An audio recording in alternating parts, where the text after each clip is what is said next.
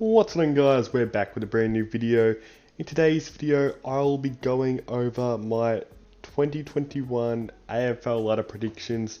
Now I did do this video probably late December, maybe early December, around the December mark, and that was just, right after the trade period. I thought I'll just make a quick thing of what I think, so you can go back and watch that video if you want, but this is my updated a few days before the round 1 clash between Richmond and Carlton. So I've just watched all the pracky matches, gathered all the information from there, because you can kind of see how players are going and all the injuries to clubs early on in the season. So I've taken all that into account and I've come up with my 2021 AFL ladder predictions. So make sure to drop a like on this video. Let's smash that like button. There's probably going to be a few dislikes on this video because everyone has different predictions. It's just a prediction video. Make sure to give me your predictions down in the comments, because I read every single comment. Subscribe to this channel. We're on the road to 600 subscribers. So let's get straight into it. First up is Adelaide, and I've got them going 3-19 with a percentage of 77. Now, I have them being 18th once again and winning the wooden spoon. Now, I feel like that they probably won't leave probably the bottom two, but you will see a bit of improvement. Even though they are still on the bottom, they still won the same amount of games, but I feel like there'll be a lot of improvement this year. It might not be on the scoreboard, but Adelaide fans, get forward to looking at some of your young talent coming through. Next up is North Melbourne at 17th position. I've them also winning 3 games and staying neutral in the position from last year, and they're kind of in the same boat. They're not looking to win games. They're trying to get some games under their young talent, like the Will Phillipses, the Phoenix Spices of the world, them kind of young talent. And then they got Jane Stevenson come in, even though I reckon he's going to be great at North this year and will probably go back to his 2018 form. I feel like it won't be enough to give him enough wins to move out the bottom 2. Next up is Hawthorn at 16th position. Now Hawthorn are going back a position, but I feel like that this is the year where they need to go down to go forward. They have a few bits of young talent in their team, especially their backline. Their backline's probably their strength of their young core, with players like Will Day, Devin Granger Barras, CJ, Jack Scrimshaw, just to name a few. But their midfield, they've got the James Warples, Amira, if you still want to count him as a young player. Then they've got young Kaczynski that's coming through in the forward line with Mitchie Lewis, but they still have a lot of mature age people that they need to get out there, and then they'll start to develop their young talent. Next up is at 15th position, Essendon. Essendon, all their players that have been rumoured to leave for the past few years finally got their request to leave the Bombers, even though I think that won't make too much of an impact, apart from probably Adam Sard, because Joe Danaher and Orazio have not played much football over the past couple of years, but it still will impact the group that them stars still do want to leave the club. And their list, they got to get a few games under people like Zach Reed, Nick Cox and Archie Perkins, their first round picks. They bring in Wright and Caldwell, and I feel like we'll have a bit of a difference at the start, but won't make a big enough difference to get too many wins in 2020. But 6 wins is still a great, range for the Bombers. Next up at the 14th position, I do have Sydney. I have Sydney also winning the 6 games for the year, and this could change if one man plays, Buddy Franklin. If Buddy Franklin does play, I feel like he elevates this group up at least a couple wins, but I can't predict for Buddy Franklin to play much football, so I do have them at 14th, and I feel like their young talent will push through this year. They've got a very, very good young list with a few exciting players.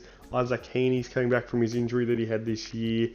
Then they have Tom Papley that had a very, very great year, probably a breakout year last year, and that's just to name a few. They've also got Logan McDonald, who they got in the draft, that could come out, and he has the help of Buddy Franklin to teach him the ways in the forward line. There's not even a better teacher than Buddy Franklin. He's probably the best current forward in the AFL. when he's healthy. Currently not healthy, and they have a very good young backline. Next up at 13th position, I do have the Gold Coast Suns. Now, they do improve a bit from 2020 in my eyes, but this is just all about visual improvement. Even though it might not hit in the scoreboard, the 7 wins is a very, very good win column for Gold Coast. They still need to get back to being able to run out a full-length season. I feel like that I predicted they'll have a very, very hot start to the season, but fall away later like they always do. You know, getting maybe a pinch, maybe 2 wins at the back half of the year, but I feel like that not being able to run out a full-length season is going to really hinder them.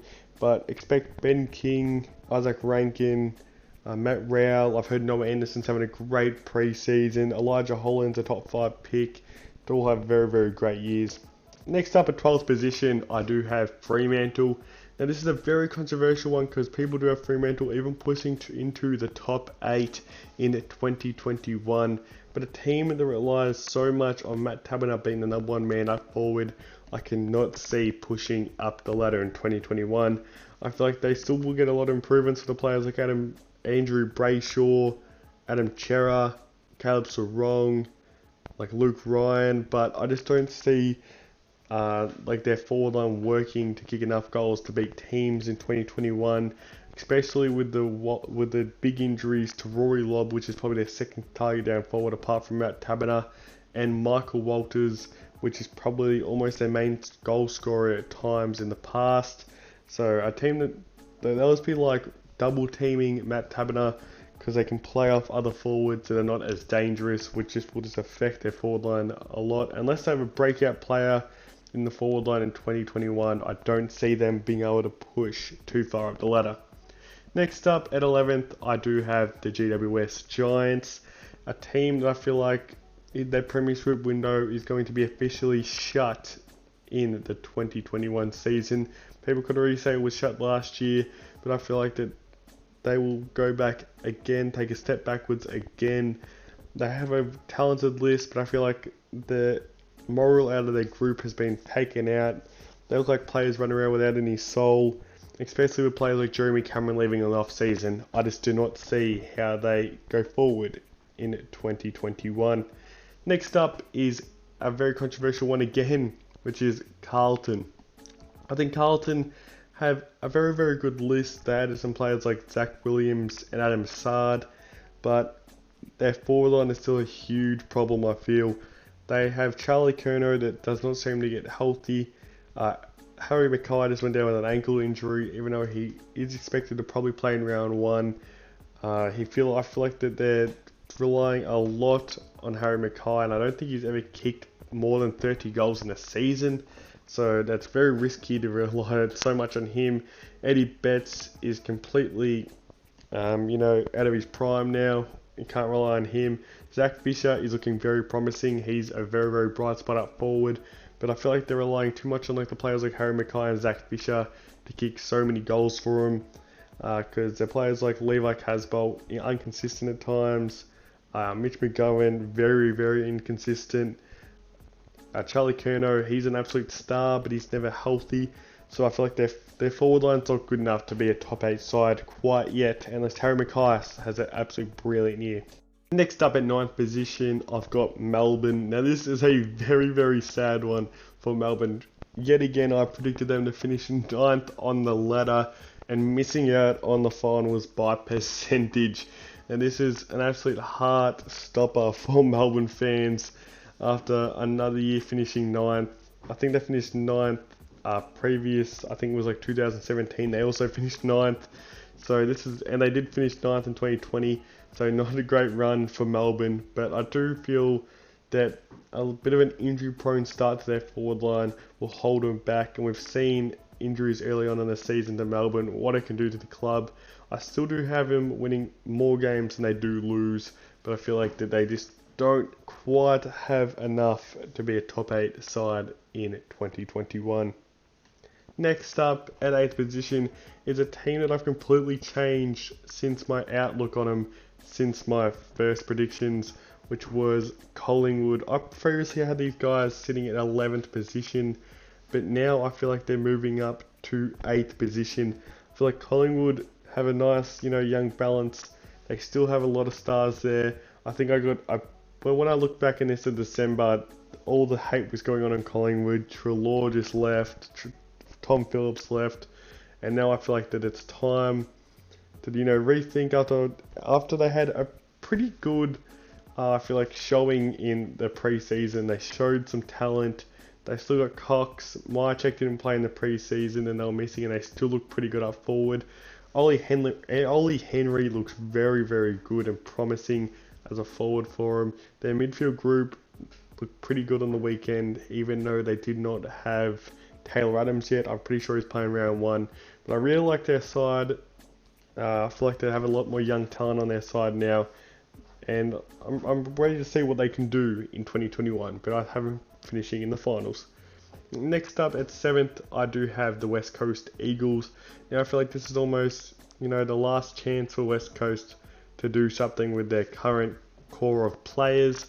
The players like the Josh Kennedys of the world and the Shannon Hearns are getting to the later part of their career. And then they're going to have to start relying to the second unit of young talent coming through, even though they have gone really good to actually get some backup options like the Oscar Allens, the Alex Witherden's to come in and potentially fill their holes. We'll have to wait and see on how the second group of talent comes for them, but I feel like that they'll have a pretty decent year in 2021, but they won't be near the top 4.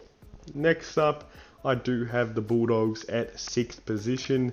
Now a lot of people have them in the top 4 after a very, very good off-season, but I feel like it's time to take a step back after their off-season and evaluate that they still have not too great of a back line, and their forward line still needs a lot of work.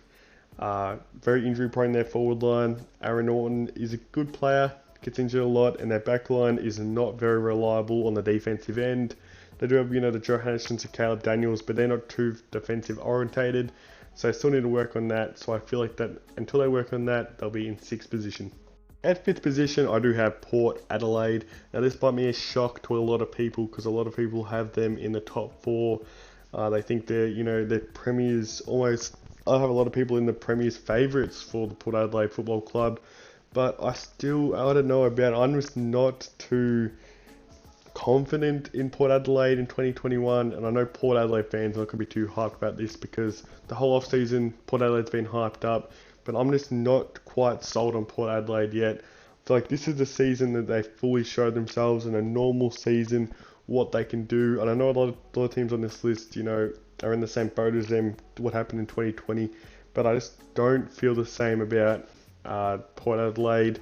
They played a lot of games in Adelaide last year. They didn't play at Melbourne at all in 2020, so I want to see how they how they impact going back to Melbourne and travelling more, and then I'll be a lot more confident in Port Adelaide. Next up in 4th position, I do have the St Kilda Football Club.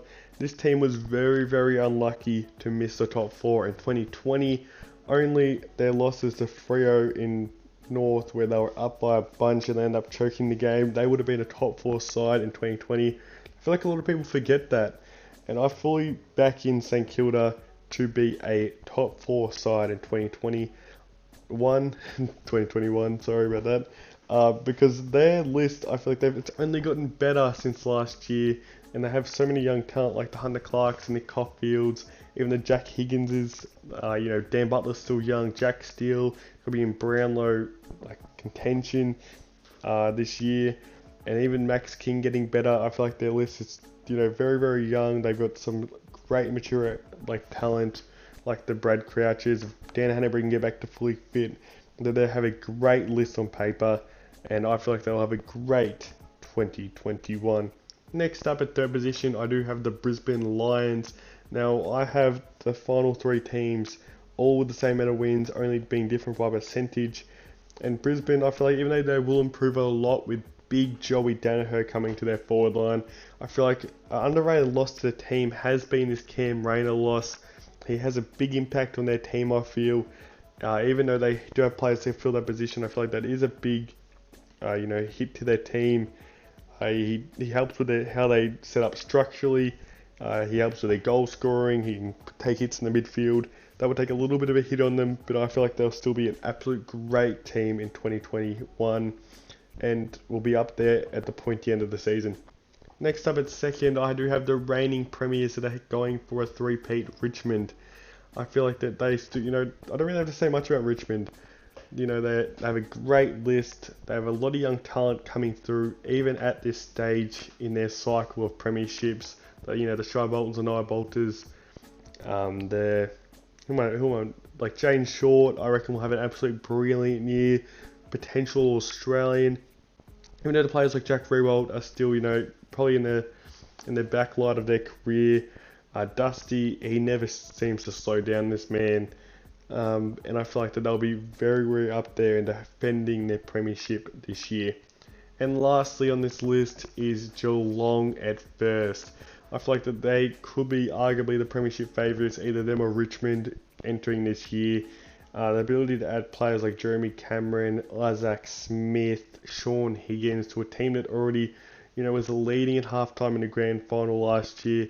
I feel like that they are built to have a huge year in 2021, and I reckon that they could win the premiership. And lastly, I just decided I'll give the final series a bit of a go.